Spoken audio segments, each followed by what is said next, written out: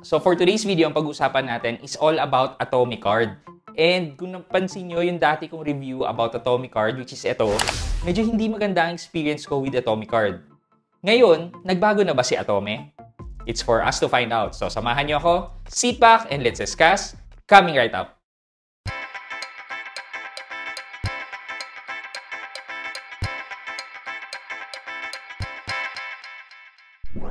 Hi guys, this is Pat and you're in Pat Quintos Review TV. So if you're new here in my channel, I do reviews about entrepreneurship, small business, and other good financial practice na meron na akong experience at ginawan ko na yan ng videos and playlists. Makikita nyo dito sa taas. At kung bago ka dito sa channel ko, you may want to consider subscribing to my channel.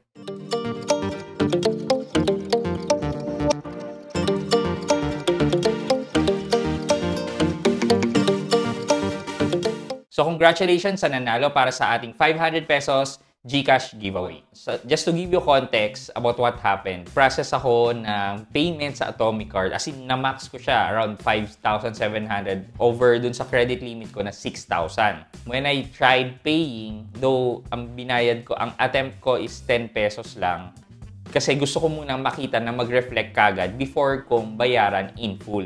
So, ganun na nga, nag-process ako ng dalawang 10 pesos with Atome and hindi siya na-process kaagad. Actually, it took time around 3 days bago na-credit yung 10 pesos. So, ang ginawa ko, binayaran ko na siya using my credit card para mag-reflect kaagad. Yun kasi yung napaka-importante sa akin eh.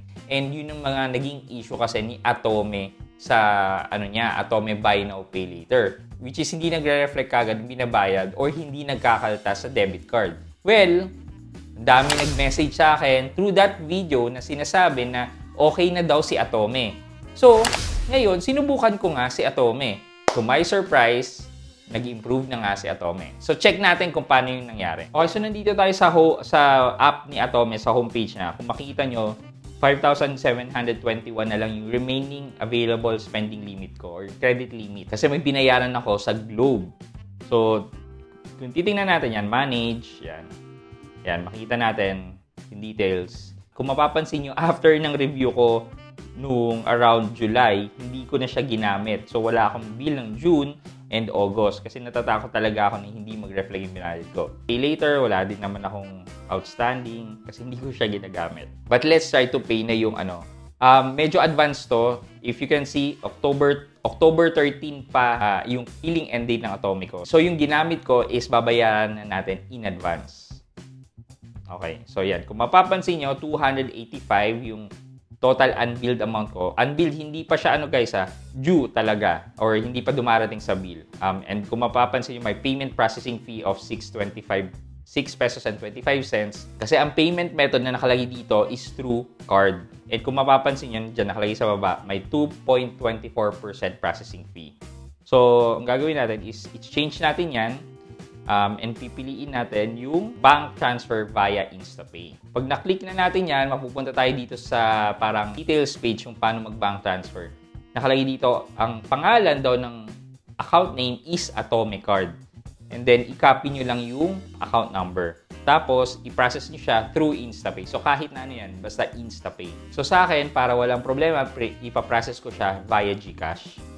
So, login ka sa GCash, copy mo yung code, yung account number, hanapin natin yung AUB or Asia United Bank. Ilagay natin yung amount na babayaran natin, which is 279 pesos. And then, yung account name, which is Atomic Card, and then yung kinapin nating account number. So, nandito na tayo sa confirmation page, yung details, and then we just need to click confirm. Tapos, mag-send na to ng OTP para i-process natin yung payment. Tapos, so, bank transfer is being processed. And kung mapapansin nyo, after ng payment natin, lumabas kagad yung notification from Atome app na, "Thank you for your Atomic Card payment. We have received a payment to your Atomic Card on October 4. Tapos, puntahan natin yung Atome app natin para makita talaga ako nag-reflect. So, pagbalik natin dito, ayan na, bumalik na siya sa available credit limit or spending limit na 6,000. So, basically, mabilis nga. Wala pang